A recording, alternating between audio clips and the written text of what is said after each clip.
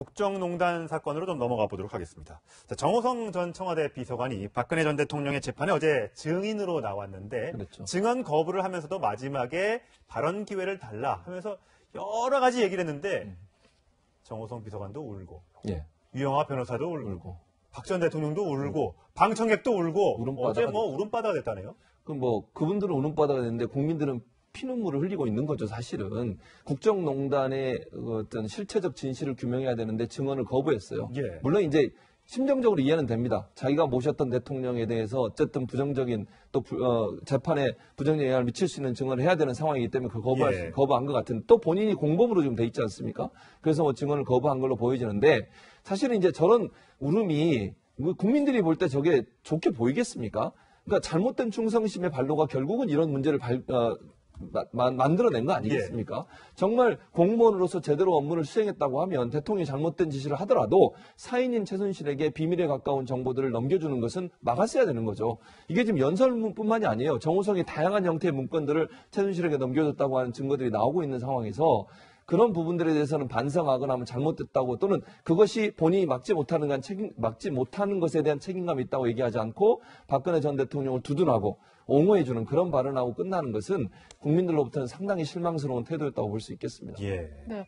그런데 한 가지 좀 변호사님 짚어볼 게 정호성 전 비서관이 증언을 또 안 했잖아요. 근데 검찰 조서 내용 다 인정하느냐, 혐의 인정하느냐 했을 때는 네, 이렇게 대답했단 말이죠. 이거는 좀 어떻게 받아들여야 되는 거예요? 그러니까 정호성 전 비서관 같은 경우에는 이제까지 본인이 했던 얘기들, 그러니까 본인의 재판에서 했던 얘기들이 있습니다. 그때 이제 그 조서들을 이 재판에 고스란히 이제 증거로 특검이 제출한 것 같은데 그 부분에 대해서 본인이 예전에 했던 얘기들에 대해서 이제 와서 부인할 수는 없는 것이죠. 그렇기 때문에 그것은 전부 다 인정을 하지만 이 재판에 와서 내가 어쨌든 정호성 전 비서관 입장에서부터 모시던 박근혜 전 대통령 앞에서 내가 다른 세세한 부분에 대해서는 증언하지 않겠다고 얘기를 한 겁니다. 그런데 정호성 전 비서관이 검찰의 신문이라든지 변호인의 반대 신문, 재판장의 직권 신문에 대해 모두 다 증언 거부권을 행사했는데 정작 정호성 전 비서관이 본인의 입장에서 하고 싶은 얘기는 어제 말미에 다 했습니다.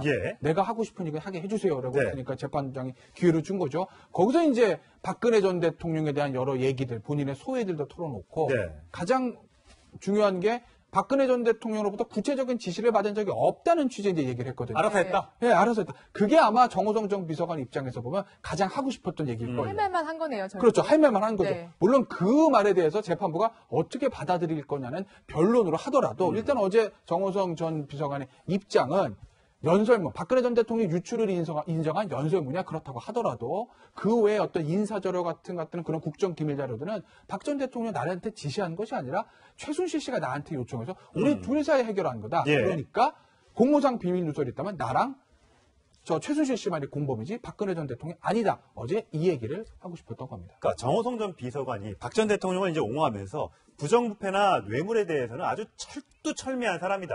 어떻게 그 과거에 법정에서 증언이 나오기도 했었습니다만 내가 어떻게 그런 더러운 돈을 받겠냐 이런 얘기까지 있었지 않습니까? 그런데 문건 유출과 관련해서는 얼마나 대통령이 정성 들여서 국민들에게 의견을 구하고 싶었으면 자기가 딱 열심히 쓴 것들을 이건 일반 국민들의 입장에선 어떻게 생각할까 한번 물어봐.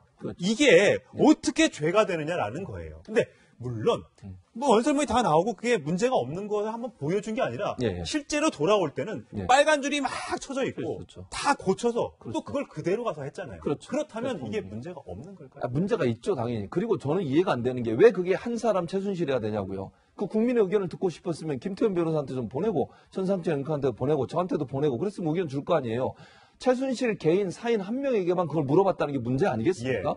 그것도 계속해서 반복적으로 이루어졌어요. 이게 한 번으로 끝난 게 아니라 모든 연설에 외국에 가서 드레스덴 가서 얘기했던 연설에도 그랬고요. 또 연설 내용들 보면 최순실이 썼던 그대로 또 하세요. 그러니까 이건 의견을 듣는 게 아니라 마치 선생님한테 레포트, 과제 제출해서 그 과제에 빨간 줄 받은 거 그대로 얘기한 거 아니겠습니까? 그렇다고 하면 단순히 의견을 들은 게 아니잖아요. 그냥 최순실이 해준 대로 했다고밖에 볼 수 없는 상황이고 이거를 정호성 비서관이 전 비서관이 그대로 이행한 것도 저는 문제라고 봐요. 대통령이 지시가 없었다면 이게 가능했겠습니까? 저는 불가능하다고 보고요.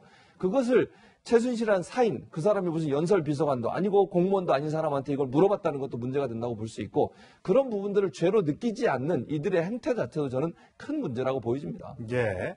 자, 박근혜 전 대통령은 2차 대국민 담화 때, 참, 홀로 살면서 여러 가지를 도와주던 사람이 최순실이다. 이렇게 얘기한 적이 있습니다. 그 목소리 들어보시겠습니다.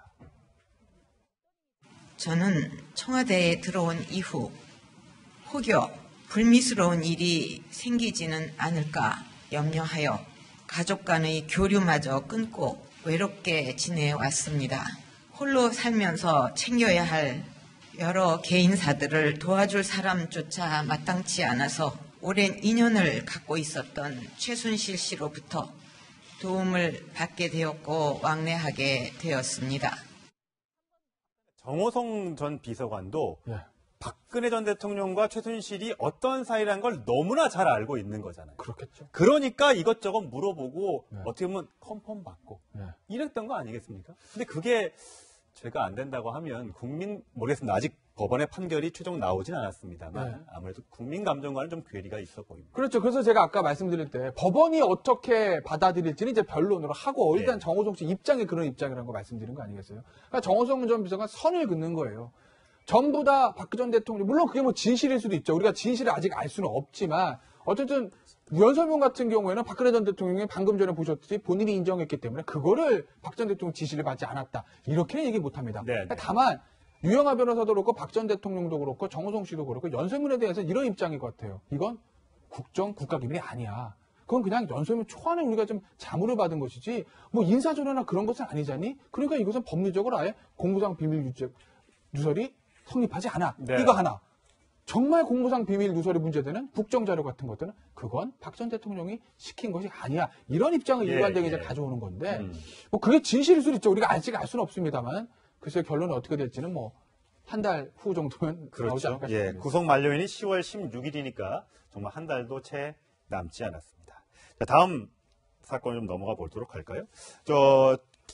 고영태 씨가 지금 이제 다시 보석 신청을 했다고 하는데 저는 몰랐는데 고영태 씨가 결혼도 했고 가족이 있다는 걸 저는 어제 처음 알았습니다. 네, 저도 이번에 알았습니다. 예. 그동안 이제 고영태 씨의 부모님 얘기 나왔지만은 뭐 5.18 민주항쟁과 관련해서요. 그 부인 얘기는 안 나오지 않았습니까? 그런데 이제 어제 보석 신청하면서 그 사유에 부인이 지금 굉장히 정신적으로 힘들어한다. 네. 그래서 내가 부인을 좀 돌봐줘야 되기 때문에 보석을 좀 해달라라고 이제 보석 신청을 했던 것 같은데 뭐 도주의료도 없다, 증거인멸 우려도 없다, 뭐 여러 가지 사유를 들어서요. 그런데 뭐 아직 재판부의 결정이 있어야 되겠지만 제가 봤을 때는 보석이 허가될 가능성이 좀 극히 낮다고 봅니다. 보통 한 번 신청했다가 기각이 되면 네. 다음번에 또 했을 때 잘 인용이 됩니까? 사정 변경이 있어야죠. 예를 들면 사정 피해자가 있는 범죄 같은 경우에는 피해자가 합의를 했다든지 중간에. 아니면 부인하던 사람이 다 자백을 했다든지 뭔가 사정 변경이 있어야 되는데 그게 없거든요.